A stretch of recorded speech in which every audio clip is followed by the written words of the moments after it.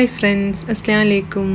ഇന്ന് ഞാനൊരു മീൻ കറിയുടെ റെസിപ്പിയാണ് കേട്ടോ കൊണ്ടുവന്നിട്ടുള്ളത്. നല്ല ടേസ്റ്റുള്ള മീൻ കറിയാണ്, എളുപ്പം തന്നെ നമുക്ക് ഉണ്ടാക്കിയെടുക്കാം. അപ്പോൾ അതിന് വേണ്ടിയിട്ട് ഞാനിപ്പോൾ ഒരു ചീനച്ചട്ടി അടുപ്പത്ത് വെച്ചിട്ടുണ്ട്. ചീനച്ചട്ടി അല്ല, ഒരു മൺചട്ടിയാണ്. അതിലേക്ക് നമുക്ക് വെളിച്ചെണ്ണ ഒഴിച്ചു കൊടുക്കാം. വെളിച്ചെണ്ണ ഇട്ടാൽ നല്ലത്. ഒരു 3 ടേബിൾ സ്പൂൺ വെളിച്ചെണ്ണ ഒഴിച്ചു കൊടുക്കുക. ആ വെളിച്ചെണ്ണ നല്ലോണം ഒന്ന് ചൂടായി വരട്ടെ. ചൂടായി വരുമ്പോൾ നമുക്ക് ചുവന്നുള്ളി അരിഞ്ഞതും പിന്നെ അതുപോലെ ഇഞ്ചി അരിഞ്ഞത്, പച്ചമുളക് അരിഞ്ഞത്, വെളുത്തുള്ളി അരിഞ്ഞത്, ഇതെല്ലാം ഞാൻ നീളത്തിലാണ് കേട്ടോ അരിഞ്ഞിട്ടുള്ളത്. ചുവന്നുള്ളി ഒരു 10 ഉണ്ടാവും. പിന്നെ അതുപോലെ ജിഞ്ചർ ചെറിയൊരു പീസും, പിന്നെ അതുപോലെ മറ്റേ വെളുത്തുള്ളിയും ഒരു 5-6 വെളുത്തുള്ളി, പിന്നെ ആവശ്യത്തിനുള്ള പച്ചമുളക്. ഇപ്പം ഞാനൊരു 7 പച്ചമുളക് എടുത്തിട്ടുണ്ട്. നിങ്ങൾക്ക് എരിവ് കുറവാണെന്നുണ്ടെങ്കിൽ കൂടുതൽ പച്ചമുളക് എടുക്കാട്ടോ. ഇതിൽ മുളക് പൊടി ഞാൻ പിരിയമുളകാണ് ചേർത്തിട്ടുള്ളത്. അപ്പോൾ ഇതിൻ്റെ ഒരു എരിവാണ്, ഈ പച്ചമുളകിൻ്റെ എരിവാണ് കൂടുതലായിട്ട് നിൽക്കേണ്ടത്. അപ്പോൾ അതും കൂടെ ചേർത്തിട്ട് നന്നായിട്ടൊന്ന് വഴറ്റിയെടുക്കുക. ഇപ്പോൾ നന്നായിട്ടൊന്ന് വാടി കിട്ടിയിട്ടുണ്ട്. ഈ സമയത്ത് നമുക്കതിലേക്ക് ഒരു തക്കാളി ചേർത്ത് കൊടുക്കാം. ഒരു പഴുത്ത തക്കാളിനെ ചേർത്ത് കൊടുക്കാം കേട്ടോ. ചേർത്ത് കൊടുത്തിട്ട് ഈ തക്കാളിയും കൂടിയിട്ട് നന്നായിട്ടൊന്ന് വഴറ്റി കൊടുക്കാം. എന്നിട്ട് നമുക്കൊന്ന് അടച്ച് വെച്ചിട്ട് ഒന്ന് ഇടയ്ക്കിടയ്ക്ക് ഇളക്കി കൊടുത്താൽ മതി. അപ്പോൾ നമ്മൾ തക്കാളിയൊക്കെ നന്നായിട്ട് വഴഞ്ഞ് കിട്ടിക്കോളും. നമ്മൾ തക്കാളിയൊക്കെ നന്നായിട്ട് ഉടഞ്ഞ് വന്നിട്ടുണ്ട്. ഈ സമയത്ത് നമുക്കതിലേക്ക് പൊടികൾ ചേർത്ത് കൊടുക്കണം. മല്ലിപ്പൊടി, മഞ്ഞൾപ്പൊടി, മുളക് പൊടി കാശ്മീരി ചില്ലിയാണ് ചേർത്തിട്ടുള്ളത്. മുളക് പൊടി 1 ടേബിൾ സ്പൂണ്, മല്ലിപ്പൊടി 1.5 ടേബിൾ സ്പൂണ്, മുളക് പൊടി 1/2 ടീസ്പൂൺ. അതും കൂടെ ചേർത്തിട്ട് അതിൻ്റെ പച്ചമണക്കൊന്ന് മാറി വരട്ടെ.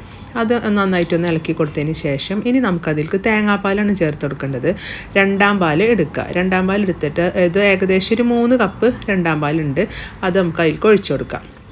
ഒഴിച്ച് കൊടുത്തതിന് ശേഷം നമുക്കത് നന്നായിട്ട് ഇളക്കി കൊടുക്കുക. ഞാനിപ്പോൾ ഇതിലേക്ക് കുടപ്പുളിയാണ് ചേർത്ത് കൊടുക്കുന്നത്. നിങ്ങൾക്ക് കുടപ്പുളി വേണ്ടാന്നുണ്ടെങ്കിൽ സാധാ മറ്റേ പുളി പിഴിഞ്ഞിട്ട് അതിൻ്റെ നീര് ഒഴിച്ചു കൊടുത്താലും മതി. ഞാനിപ്പോൾ ഒരു ചെറിയ 2 പീസ് കുടപ്പുളിയാണ് എടുത്തിട്ടുള്ളത്. അത് ചെറിയ കഷ്ണങ്ങളാക്കിയിട്ടാണ് എടുത്തിട്ടുള്ളത്. അത് കുറച്ച് നേരത്തെ ഞാൻ വെള്ളത്തിലിട്ട് വെച്ചിട്ടുണ്ടായിരുന്നു. അപ്പോൾ ആ വെള്ളം കൂടി അതിലേക്ക് ചേർത്ത് കൊടുത്തിട്ടുണ്ട്. അപ്പോൾ നമ്മൾ കറി നന്നായിട്ട് തിളച്ച് വരുന്നുണ്ട്. ആ സമയത്ത് നമുക്ക് മീൻ ചേർത്ത് കൊടുക്കാം. ഞാനിപ്പോൾ ചാളയാണ് ചേർക്കേണ്ടത്. ചെറിയ ചാളയാണ് കേട്ടോ. അപ്പോൾ ഏകദേശം ഒരു 1/2 കിലോനോളം വരും ചാള. ചെറിയ ചാളയാണ്. അത് ചേർത്ത് കൊടുക്കാം. അത് ചേർത്ത് കൊടുത്തിട്ട് ഒന്ന് ഇളക്കി കൊടുക്കുക. ചാള ആയതുകൊണ്ട് നമുക്ക് കൂടുതലായിട്ട് കയ്യിലിട്ടിട്ട് ഇളക്കി ഇതാക്കണ്ട, പെട്ടെന്ന് പൊട്ടിപ്പോകട്ടാ. നന്നായിട്ടൊന്ന് തിള വരട്ടെ. നന്നായി തിള വന്നാൽ നമുക്ക് ആവശ്യത്തിനുള്ള ഉപ്പ് ചേർത്ത് കൊടുക്കാം. മീനിൽക്കും കറിയിൽക്കൊക്കെ ആവശ്യത്തിനുള്ള ഉപ്പ് ഈ സമയത്ത് ചേർത്ത് കൊടുക്കുക. ഇത് നമുക്ക് കട്ടിപ്പാൽ എടുത്ത് വെക്കണം കേട്ടോ. 1 കപ്പ് കട്ടിപ്പാൽ നമ്മൾ എടുത്ത് മാറ്റി വെക്കണം. ഇപ്പോൾ നമ്മളെ കറിയൊക്കെ നന്നായി തിളച്ച് വന്നിട്ടുണ്ട്. മീനൊക്കെ ഏകദേശം വെന്ത് വന്നിട്ടുണ്ട്. ആ സമയത്ത് നമുക്ക് 1 കപ്പ് കട്ടിയുള്ള തേങ്ങാപ്പാൽ ഒഴിച്ച് കൊടുക്കുക. അതും കൂടെ ചേർത്തിട്ട് ഒന്നും കൂടെ മിക്സ് ചെയ്ത് കൊടുക്കാം. ഇനിയിപ്പോൾ നമ്മൾ കയ്യിൽ വെച്ചിട്ട് മിക്സ് ചെയ്യേണ്ട ആവശ്യമില്ല കേട്ടോ. ചട്ടി ഒന്ന് ചുറ്റിച്ച് കൊടുത്താലും മതി. ഇനിയാണ് നമുക്കതിലേക്ക് ഒരു 3 ടേബിൾ സ്പൂണ് ഫ്രഷ് ക്രീം ചേർത്ത് കൊടുക്കണം.